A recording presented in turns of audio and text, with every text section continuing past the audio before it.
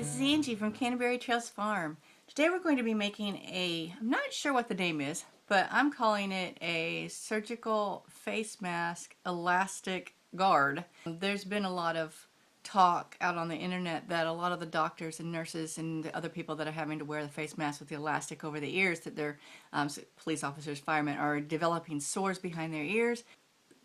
This is a loom knitted elastic guard that is going to rectify that problem.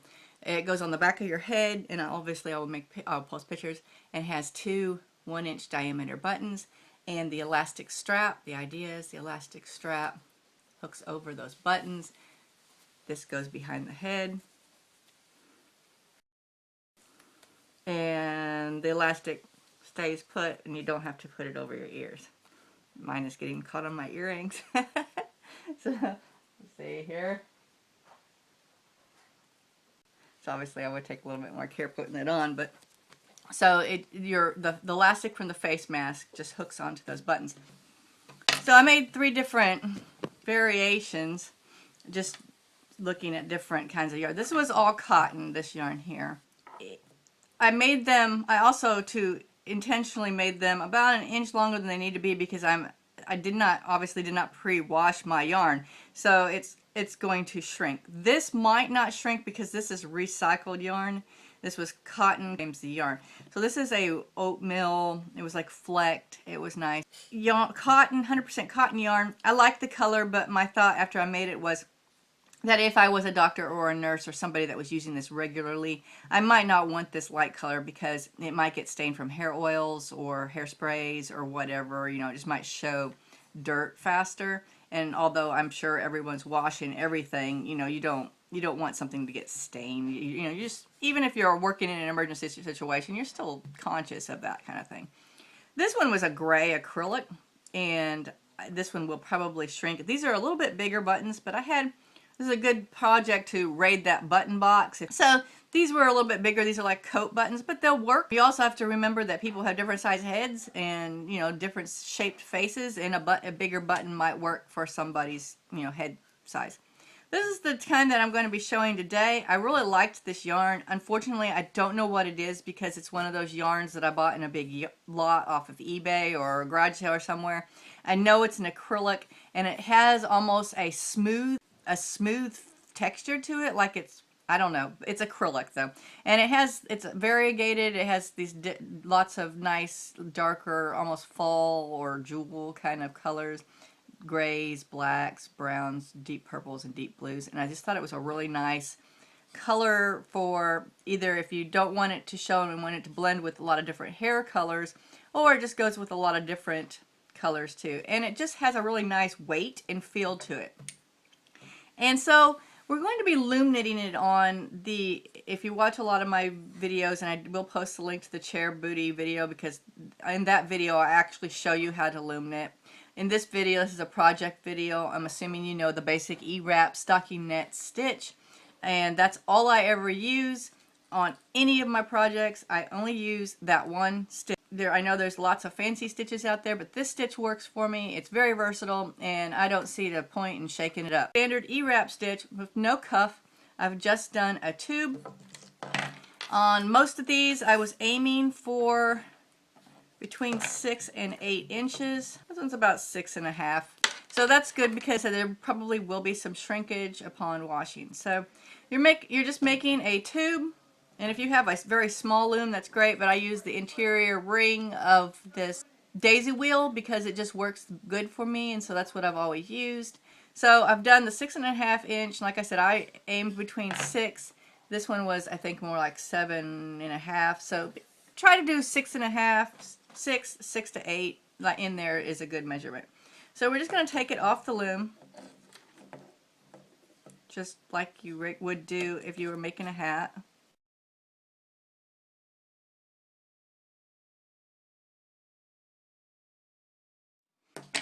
And once you get it off the loom, you're just going to do just like what you do a hat, draw it up. But I drew it up, and I tried to straighten it out so it wasn't so rounded at the end. I wasn't very successful with some of them.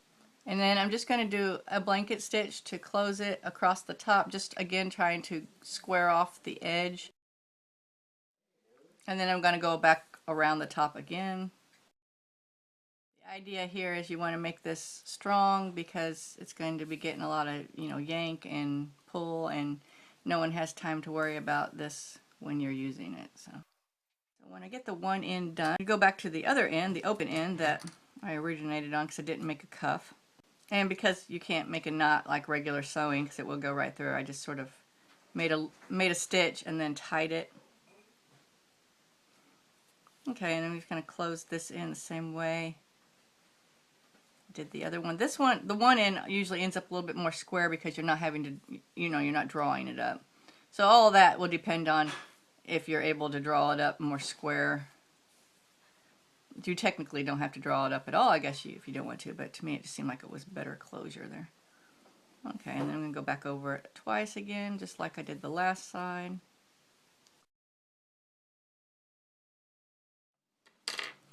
Okay, there we go. And so there's our finished tube. Then you just want to take two buttons. Like I said, aim for about 1 inch in diameter, or, around there. None of this has to be precise. You just want them big enough that the elastic will actually, stay around it. You don't want little tiny like shirt buttons or something. You want bigger buttons, coat buttons, jacket buttons. If you have a button box, you probably have tons of this size button that we don't really use on a lot of things. Maybe, sweaters or something. And ideally, you would want your thread to match your yarn, but for the sake of looking at it on camera, and just because I had white thread sitting there, that's what we're doing here. So make sure your button is on really secure.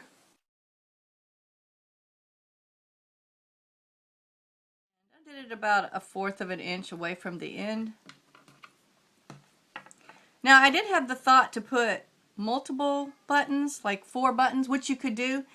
So that way a person could use it to adjust it if they had a smaller head. But then I thought that might get caught in people's hair. And there you go. I was able to make loom knit all 4 of these in about an hour and a half, and I did all the buttons on those. I obviously didn't complete this one because I wanted to show it in the video. It's a quick project. You can make a lot of them really fast. I would stick with acrylic. Make sure it could be washed. Once you shrink a wool, if you're using a wool and you wash it, it's going to get felted and it's going to lose its elasticity. So those were the loom knitted elastic guards, and I have seen a lot of people talking about knitting them and crocheting them, but I hadn't seen a loom knitted one yet, so I wanted to get that out there for you. Just another thing you can make to donate to help the first responders and the healthcare workers that are out there on the front lines to reduce that irritation and abrasions that they're getting from wearing constant masks all day long, all night long. This has been a quick loom knitting project and Canterbury Farm. Thanks for joining us today. Bye.